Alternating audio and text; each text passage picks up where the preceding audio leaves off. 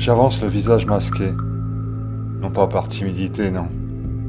Mais dans le seul but de rester en vie, je sais des choses que je ne devrais pas savoir.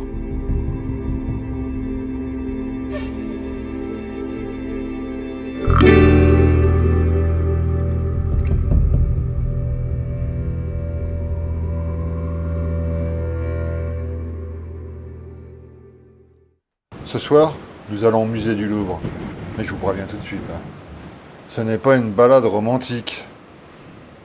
Des crimes ont été commis dans la Grande Galerie. Vous savez, cette vaste salle qui abrite une grande partie de la collection de peinture italienne de la Renaissance. Le sang coule et le sang a coulé devant le même tableau. Celui peint de la main de Léonard de Vinci. Sainte Anne, la Vierge et l'enfant Jésus jouant avec un agneau. En parlant de ce fabuleux tableau, vous avez remarqué que Jésus a une drôle de façon de jouer avec le petit mouton? Par chance, la gracieuse Marie essaye de sauver cette petite bête, mais difficile de faire l'impossible, surtout quand on se trouve au bord d'un précipice. Mais bon, je m'égare, revenons à notre sujet. Notre tueur procède toujours de la même manière. Ce monstre se tapit dans l'ombre, il veille, il surveille l'arrivée d'un copiste. Vous savez, ces peintres que vous croisez pendant vos visites familiales, ceux qui reproduisent l'art des grands maîtres. Ces artistes viennent 1 heure avant l'ouverture officielle. L'endroit est désert et l'éclairage est encore froid. Et c'est là que notre meurtrier saute sur ses proies, les étrangle de ses mains serrées, puis leur plante des pinceaux dans chaque œil.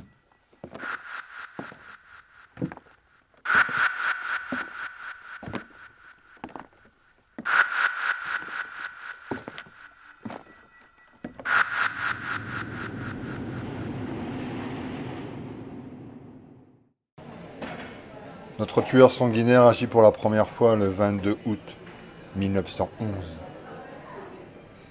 Cette date vous rappelle sûrement quelque chose. C'est le jour où la célèbre Joconde a été dérobée. Encore un tableau peint par Léonard de Vinci. Est-ce un hasard? Nous reviendrons peut-être sur ce sujet tout à l'heure. La nouvelle du vol se répand et fait les choux gras de la presse internationale. Des têtes tombent, le directeur de l'époque, Théophile Homolle, est contraint de démissionner. Le juge d'instruction chargé de l'affaire va même emprisonner le poète Guillaume Apollinaire. Ce dernier sera relâché quelques jours plus tard. Les spéculations les plus folles sont échafaudées. On envisage toutes les pistes. Un complot juif, un espion allemand. Je vous rappelle que nous sommes dans un contexte international tendu. Tout ceci pour vous expliquer pourquoi ce terrible crime est passé inaperçu. Par chance, notre tueur au pinceau est assez timide. Il attendra 12 ans pour revenir au Louvre. Le second assassinat se déroule le 30 janvier 1933, le jour où Adolf Hitler est nommé chancelier du Reich. Ce jour-là, c'est la crise au musée. L'inquiétude est sur tous les visages et personne ne voit notre criminel au pinceau tapis dans l'ombre. Le premier copiste à pénétrer au musée ce jour-là est une femme. Elle installe le petit tabouret en osier devant le chef-d'œuvre, ajuste sa toile, mélange ses couleurs et essuie ses pinceaux. Elle s'apprête à rentrer dans l'histoire, mais au même instant sa vue se trouble. Des mains puissantes lui serrent le cou, elle suffoque, elle n'arrive pas à respirer. Elle veut crier à l'aide, mais le souffle lui manque. Elle se retrouve par terre. Son cœur bat à peine. Elle sait qu'elle va mourir là, en face de son tableau préféré. Elle essaie d'apercevoir le visage de son agresseur, mais les dernières choses qu'elle verra, ce sont les pinceaux s'enfonçant dans ses iris pétrifiés. La troisième scène de crime est un peu particulière. Il n'y a pas qu'une victime. Il y en a 2. Il aurait pu en avoir 3, mais je vous le rappelle, notre assassin est timide. Nous sommes le 6 juin 1944, à l'aube. Les soldats amis débarquent sur les terres normandes.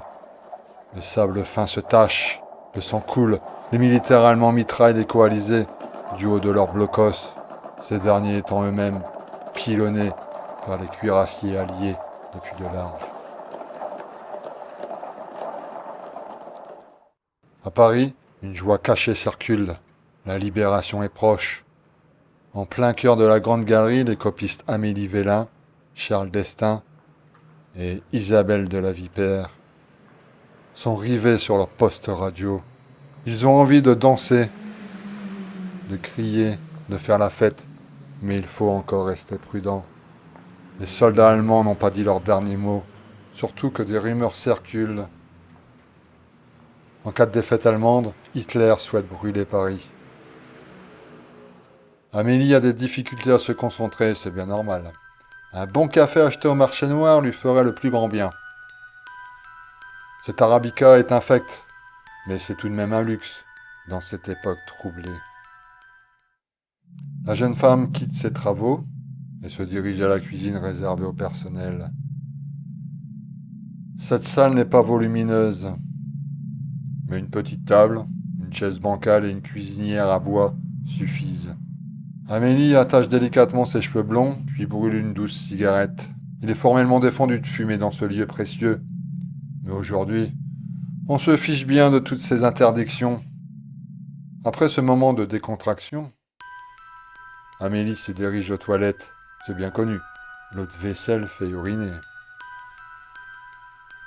Les commodités sont pas plus grandes que le local détente, et c'est tant mieux.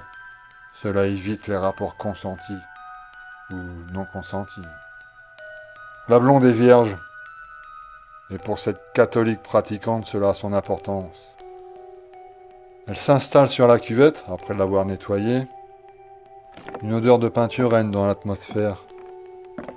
Cette senteur bien particulière est un mélange de piment de Cayenne, de rose sauvage et de sang séché. Les artistes présents n'utilisent pas ce mélange, mais cela ne préoccupe pas plus notre jolie fille.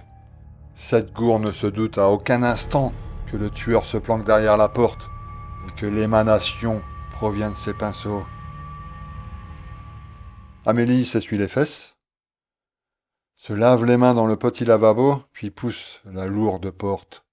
Soudain, les globes oculaires de la copiste se figent d'effroi, sa peau blanchit d'horreur. Elle a encore oublié de tirer la chasse d'eau, une mauvaise habitude héritée de son père. Une fois la chose faite, Amélie retourne à la grande salle. Une odeur de piment de Cayenne, de rose sauvage et de sang séché caresse à nouveau ses narines.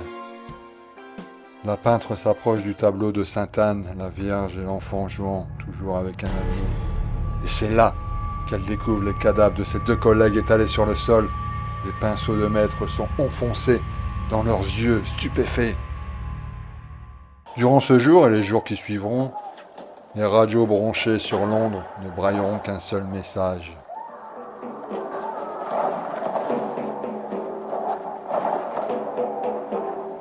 Ici Londres. Les Français parlent aux Français. Veuillez écouter tout d'abord quelques messages personnels. Les sanglots longs des violons de l'automne. Je répète, les sanglots longs des violons de l'automne. Blesse mon cœur d'une langueur monotone. Je répète, blesse mon cœur d'une langueur monotone.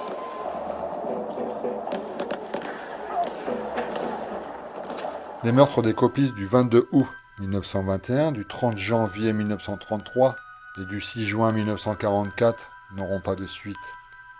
Vous allez me demander, ce tueur au pinceau, que devient-il et surtout qui est-ce ? En 1995, dans ma boîte aux lettres, j'ai découvert une curieuse lettre signée d'un journaliste indépendant dont je tairai le nom en égard de sa veuve. Je cite un paragraphe de cette lettre. D'après un rapport de police daté du 1er juin 1946, écrit par le commissaire Lebrun, un suspect avait été clairement identifié. Il s'agissait du fils d'un haut syndicaliste de l'époque. Le présumé assassin avait été refusé à l'école des beaux-arts. Tous ces meurtres restent méconnus du grand public. L'histoire n'est pas la seule coupable. Je vous rappelle que dans ce temps, le syndicalisme dépendait directement de Moscou. Ce rapport a donc été classé sensible par le ministère français de l'Intérieur de l'époque.